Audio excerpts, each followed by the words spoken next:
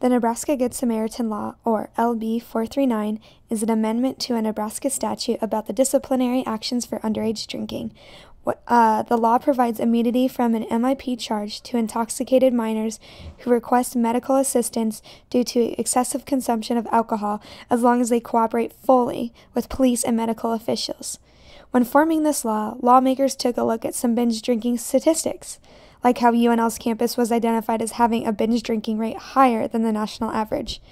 Lincoln also ranks as the 10th drunkest city in the United States, according to the Centers for Disease Control and Prevention. 33.2% of Lincoln residents have a drinking problem, defined as either binge drinking or heavy drinking. With this law, it is also important to understand what an MIP charge is.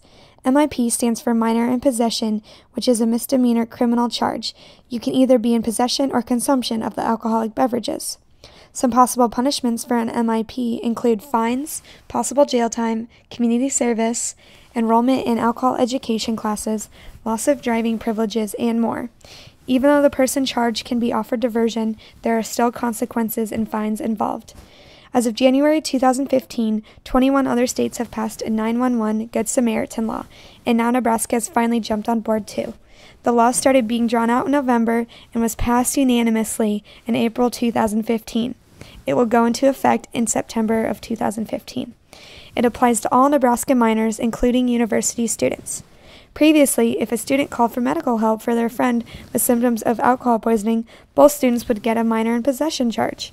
Students were afraid to call for help because of the risk of getting an MIP charge or ruining their futures with the legal stain of an MIP. In the first scenario, two friends are hanging out and going to a party. They each take a lot of shots, and one of the friends stops drinking when they realize that their friend is overly intoxicated after a few hours of heavy drinking. When the friend passes out, the other tries waking them up and taking care of them. The person taking care of the unconscious person is too scared to call 911 because they don't want either of them to get an MIP. In this case, alcohol poisoning can lead to health issues or death in serious cases. In the second scenario, the two friends are drinking at a party too, but this time when one of them gets symptoms of alcohol poisoning, the other decides to call 911 to be safe. Neither receives an MIP charge because of the Nebraska Good Samaritan law, and one is taken to the hospital for treatment. The next day, the friends are happy to be safe and together. Nebraska State Senator Adam Moorfeld said this in a statement on his website.